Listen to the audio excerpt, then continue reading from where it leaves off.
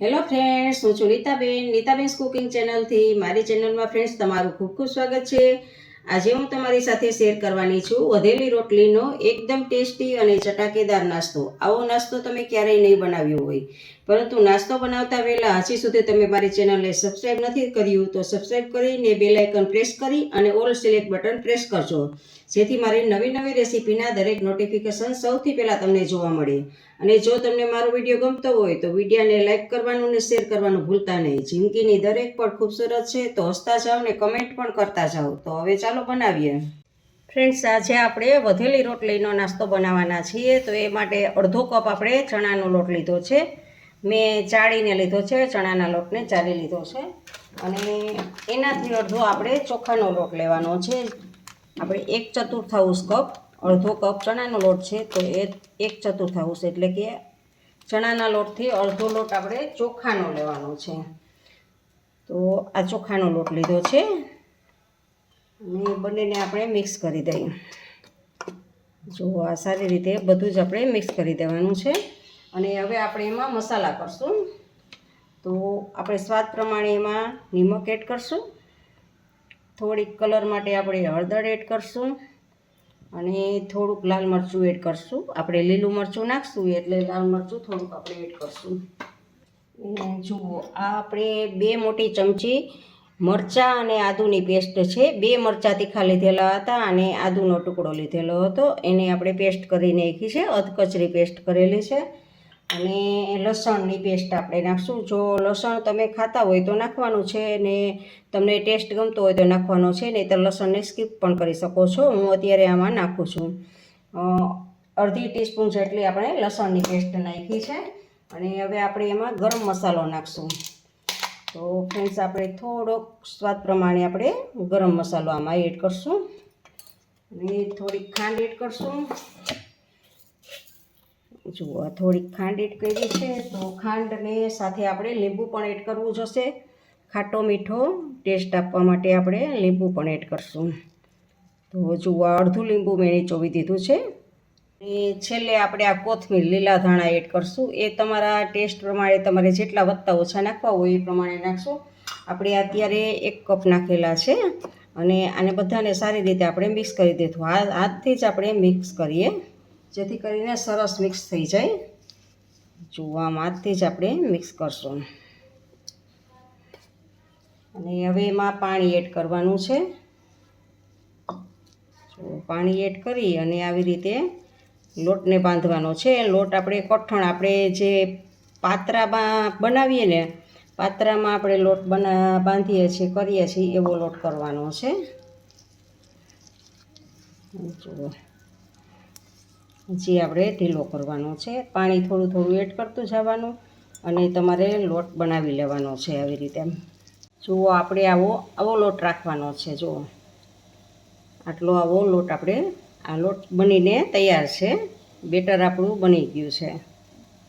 તો ફ્રેન્ડ્સ, આપણે આ બપોરની 4 રોટલી વધેલી હતી. જુઓ, આ 4 રોટલી છે. તો આ 4 રોટલી વધી છે તો એનો આપણે નાસ્તો બનાવવાનો છે. તો આ 3 રોટલીને એક બાજુ રાખી દઈ અને આની ઉપર આપણે બેટર પાથરશું. જુઓ, આવી રીતે આમ બેટરને ફેલાવવાનું છે. બહુ જાડું પાથરવાનું નથી, પણ આછું આછું આવી રીતે આમ ફેલાવી દેવાનું.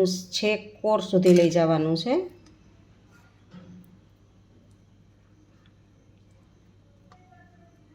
જુઓ, આવી રીતે આમ પાથરી દીધું છે. અને હવે આને આપણે ગોળ વીંટો વારવાનો છે. જો આવી રીતે આમ.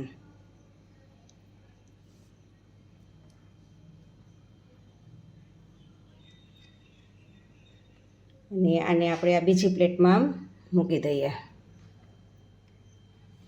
એવી જ રીતે આ બીજી રોટલીને પણ કરી લઈએ. આમ આવી રીતે આપણે બધી જ રોટલીને આમ કરી લેશું, વીંટા આવી રીતે વારી લેશું. જુઓ, આપણે એ બેટરને વધારે જાડું નથી પાથરવાનું, આછું જ પાથરવાનું છે અને છેક સુધી લગાવવાનું છે. અને આને પણ આવી રીતે આમ કરી લઈએ. અને જે આ ભાગ છે એને નીચેની સાઈડમાં રાખવાનો એટલે ખુલે નહીં આપણી રોટલી. જુઓ આ બધા જ વીટા આપણે બનીને તૈયાર છે. અને અહીંયા જુઓ ગેસ ઉપર આપણે પાણી પણ ગરમ મૂકી દીધું છે સ્ટીમરમાં, અને એની ઉપર આ કાણાવાળી એક ડીશ મૂકી દેવાની છે. આપણું પાણી ગરમ થઈ ગયું છે. આપણી રોટલીના વીટા કરતા હોય ત્યારે જ પાણીને ગરમ મૂકી દેવાનું હોય છે. અને હવે આપણે આની ઉપર આ રોટલીને સ્ટીમ થવા માટે મૂકવાના છે. આ વીટાને થોડી થોડી જગ્યા રાખશું આપણે, અને આવી રીતે આમ મૂકશું. જો આ ચારેય રોટલી આપણે આમ મૂકી દીધી છે, અને આને ઢાંકી દેવાનું છે, અને 10 મિનિટ માટે આને સ્ટીમ થવા દેવાનું છે. જો ફ્રેન્ડ્સ 10 મિનિટ થઈ ગઈ છે. તો જો આપણે જોઈ શકીએ છીએ કે અંદરનો લોટ બધો જ પાકી ગયો છે. તો આપણે હવે ગેસને ઓફ કરી દેવાનો છે, અને બધા જ વીટાને આપણે એક પ્લેટમાં લઈ લેશું.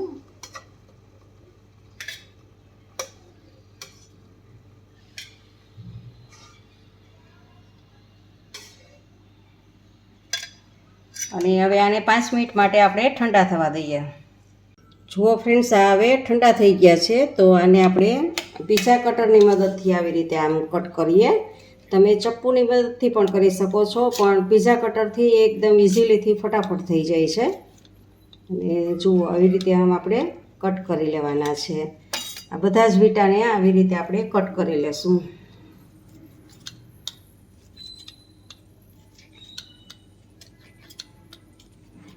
જુઓ આવી રીતે આમ બધા જ આપણે કટ કરશું. જુઓ તળવા માટે આ બાજુ આપણે તેલ ગરમ રાખેલું છે. તેલ ગરમ થાય એટલે આપણે એને ફૂલ ગેસ ઉપર જ આપણે તળવાના છે. જુઓ ફ્રેન્ડ્સ, આને આપણે તળવા માટે આમાં રાખીએ. જુઓ ગેસને આપણે ફૂલ જ રાખવાનો છે.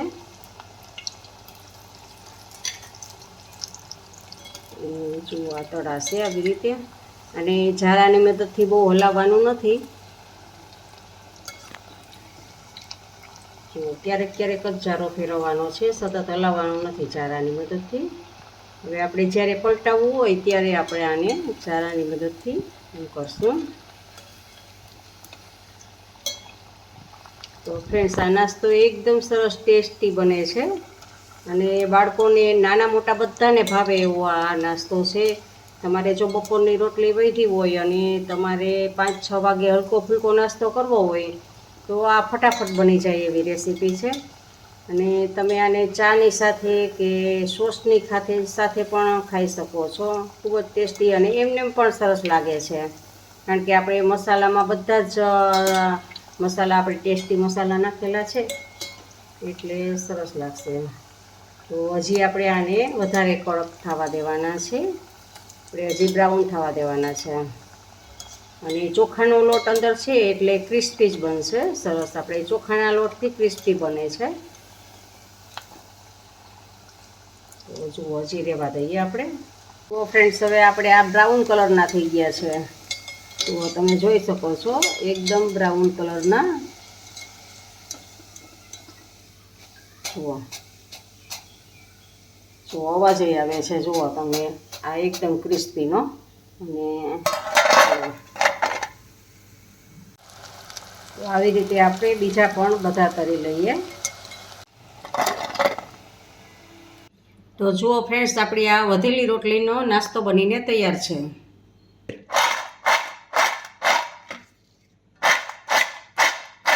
ફ્રેન્ડ્સ, તમને મારી રેસીપી કેવી લાગી તે કમેન્ટ બોક્સમાં કમેન્ટ કરીને મને જરૂરથી જણાવજો. ઇન્સ્ટાગ્રામમાં મારા પેજને ફોલો કરજો, મેં નીચે લિંક આપેલી છે.